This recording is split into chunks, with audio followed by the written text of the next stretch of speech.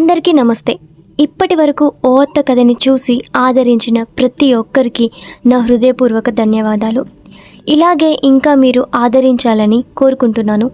మన ఛానల్ని ఇంకా సబ్స్క్రైబ్ చేసుకుని వాళ్ళు వెంటనే సబ్స్క్రైబ్ చేసుకోండి. ఓత్త కథ ఇప్పటి వరకు జరిగిన కథ మీకోసం.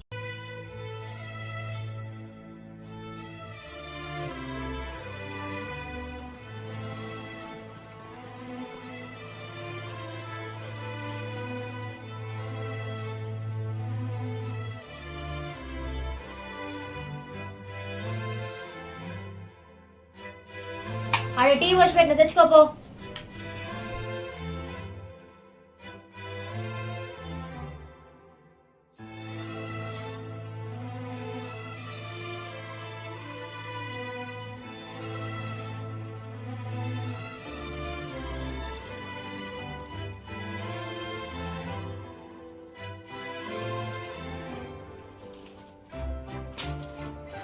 ఎందుకు కూర్చున్నావు?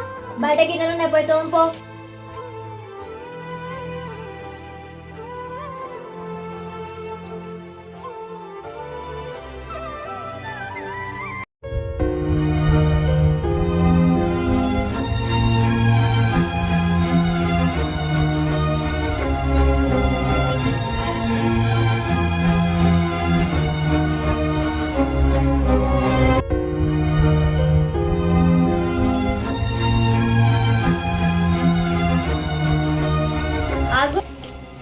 అన్నం ఎందుకు వేసుకుంటాను? ఇలా సలన్నం ముందు వేసుకొని తిను.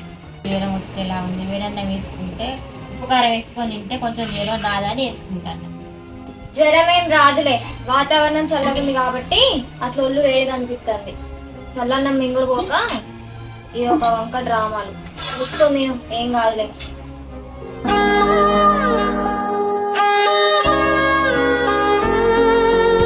పప్పే అమ్మా.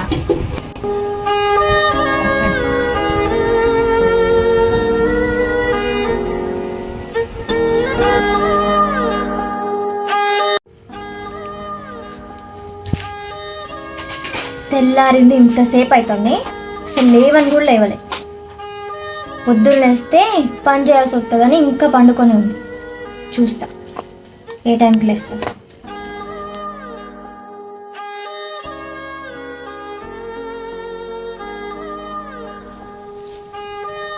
అయ్యో, ఇంత టైం అయినా అమ్మ లేగలేదేంది? ఏమైంది?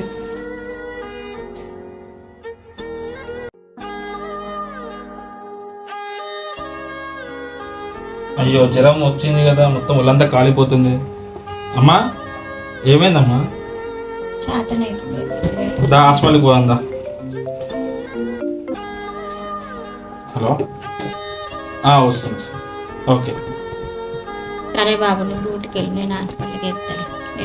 సరే అమ్మా, నేను పద్మకి చెప్తా, డబ్బులు ఇచ్చి వెళ్తా, అది నిన్ను తీసుకెళ్తుంది. ఓకేనా? జాగ్రత్తగా పోయిరా. పద్మా, పద్మా. ఏంటండి? అమ్మని హాస్పిటల్ తీసుకెళ్ళు, జ్వరం వచ్చింది. 500 తీసుకో. జాగ్రత్త తీసుకెళ్ళి జాగ్రత్త తీసుకొని రా. దగ్గర ఉండి చూపి అన్నీ ఏమేమైందో. ఓకేనా?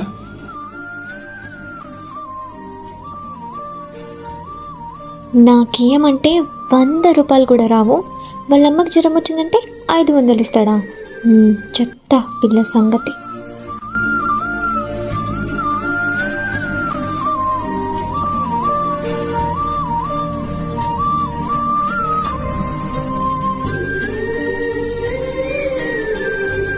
పద్మ,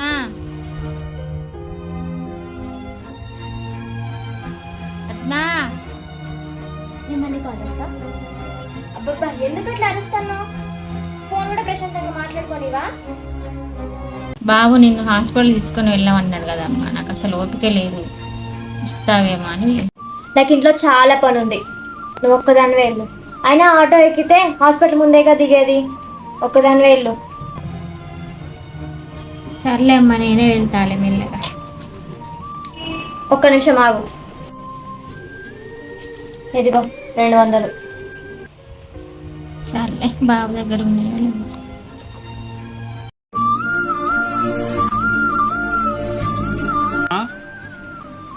పద్మా, ఏంటి? నువ్వు తొందరగా వచ్చేసింది. పద్మ, నువ్వు అమ్మతో హాస్పిటల్కి పోలేదా? ఏం చేస్తున్నావు ఇంట్లో?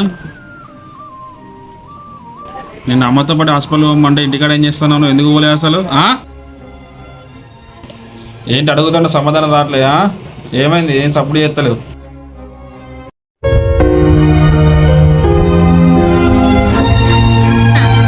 పద్మ కొన్ని మంచిలే. వినిపించిందిగా, మంచిలు తీసుకురమ్మన్నమ్మ. నీళ్ళు పో.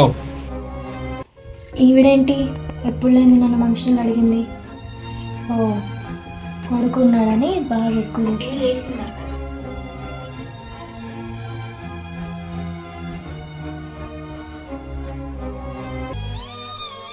అమ్మ పద్మ, వాడు నాతో రాలేదని కోప్పడతాడేమో, నేనే వద్దాను అని చెప్పు అంటున్నాను. ఎందుకురా పద్మ మీద అరుస్తాను? నేనే వద్దని చెప్పిన హాస్పిటల్కి వస్తానంటే. అవును, అత్తమ్మే వద్దంది, అందుకే వెళ్ళాలి నేను కూడా హాస్పిటల్కి. అమ్మ రావద్దులే, నువ్వు వెళ్ళకుండా ఉంటావా? అట్ట పంపించినావు నువ్వు? సరే అమ్మ, డాక్టర్ ఏమని చెప్పిండు? మందులు ఇచ్చిండా? నార్మల్ ఫీవర్ అని చెప్పారు, మందులు వాడితే సరిపోదని చెప్పారు బాబు. చెప్పింది వినిపించింది కదా. టైంకి మందులను అన్నం పెట్టి చూసుకో జాగ్రత్తగా. చూసారుగా, మరి పద్మ తన భర్త చెప్పినట్టు వింటుందా? తన అత్తని బాగా చూసుకుంటుందా? లేకపోతే భర్త ఉన్నప్పుడు ఒకలా, లేనప్పుడు ఇంకోలా ఉంటుందా అనేది మనం ముందు వ్లాగ్లో చూసేద్దాం. మీ ఇంటి చుట్టుపక్కల కనుక ఇలాంటి కోడళ్ళు ఉంటే వాళ్ళని కొంచెం మార్చడానికి ప్రయత్నించండి. అలాగే మన ఛానల్ని సబ్స్క్రైబ్ చేసుకొని ఇంకా మంచి మంచి వీడియోస్ని చూసేయండి.